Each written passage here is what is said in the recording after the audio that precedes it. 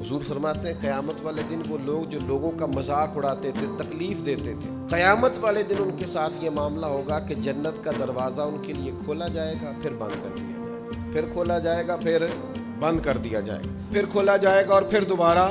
وہ کہیں گے یہ کیا ہو رہا ہے؟ تو انہیں کہا جائے گا تمہارے اس مذاق کی تمہیں سزا دی جا رہی ہے جو دنیا میں تم اللہ کے بندوں کے ساتھ کرتے تھے۔ تکلیف دیتے ہیں لوگ۔ یہ کچھ سال پہلے کی بات ہے، آپ کو پتہ ہے ہمارے یہاں اپریل فول بھی منایا جاتا ہے، جھوٹ بولنے کا دن۔